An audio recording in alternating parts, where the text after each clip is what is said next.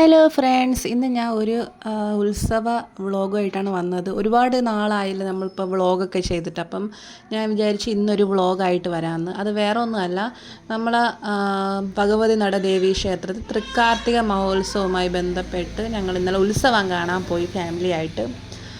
അടിപൊളി വൈബാണ്. സത്യം പറഞ്ഞാൽ നമ്മൾ ഉത്സവത്തിൻ്റെ വൈബൊക്കെ തുടങ്ങി. ഓരോ ക്ഷേത്രങ്ങളിലും ഉത്സവം തുടങ്ങിയിട്ടുണ്ട്.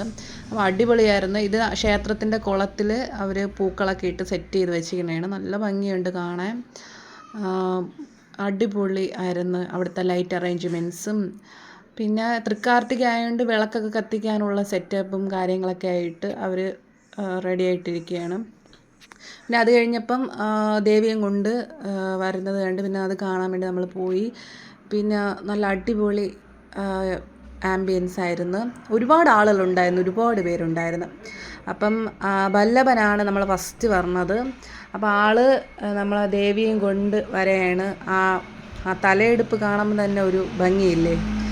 വല്ലഭൻ നമ്മളെ ദേവിയും കൊണ്ട് വരണം. നമ്മൾ അത് കണ്ട് ഏകദേശം 8:30 മണിയെ കഴിഞ്ഞെന്ന് തോന്നണം. 3 പേരുണ്ടായിരുന്നു, 3 ആനകളുണ്ടായിരുന്നു. അപ്പോൾ നമ്മളെ വല്ലഭനാണ് തലയെടുപ്പോടെ കൂടെ നിന്നത്. നമ്മളെ കഴിഞ്ഞ വർഷം നമ്മളെ ക്ഷേത്രത്തിലും വല്ലഭനായിരുന്നു ഉണ്ടായിരുന്നത്. അപ്പം നമ്മൾ കുറേ നേരം അവിടെ നിന്ന് നല്ല രസമാണ്. എനിക്ക് ഭയങ്കര ഇഷ്ടമാണ്. ആനയൊക്കെ കാണാൻ ഭയങ്കര ഇഷ്ടമാണ്. അതുപോലെ ഉത്സവത്തിന് ഇങ്ങനെ വന്ന് ഉത്സവത്തിന് എത്ര നേരം വേണോ ഞാൻ ഇങ്ങനെ നിൽക്കും ഇതൊക്കെ കണ്ടുകൊണ്ട്.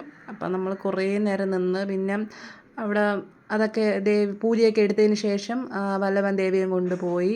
പിന്നെ അടുത്ത് വന്നത് പേര് കറക്റ്റ് ഞാൻ ശ്രദ്ധിച്ചില്ല, എന്തോ കാവേരിയാണ്, സെക്കൻഡ് വേർഡ് കാവേരിയാണ് എന്ന് ഓർമ്മയുണ്ട് എനിക്ക്. മോദിയാ അങ്ങനെ എന്തോണ് തുടക്കം.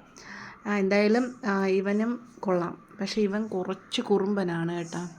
അതെനിക്ക് മനസ്സിലാവാൻ കാരണം നമ്മൾ അടുത്ത് വന്നപ്പോഴത്തേക്കും തന്നെ ഇത്തിരി വാശിയൊക്കെ ഉണ്ട്. പാപ്പാൻ പറഞ്ഞിട്ടും വാശി കാണിക്കുന്നുണ്ട് നല്ല രീതിയിൽ.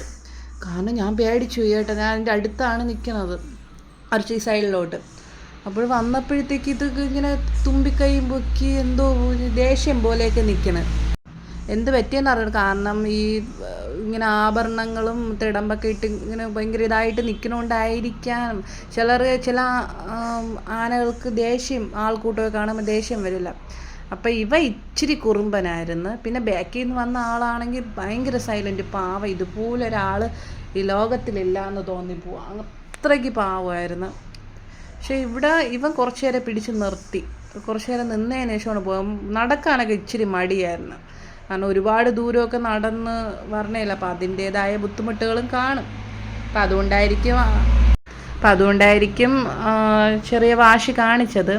പിന്നെ അത് കഴിഞ്ഞിട്ട് ബാക്കിൽ നിന്ന് വന്ന ആൾ പാവം കണ്ട മിണ്ടാതെ പോണ്. അത് ഇച്ചിരി പ്രായം കുറഞ്ഞ ആനയാണെന്ന് തോന്നണം.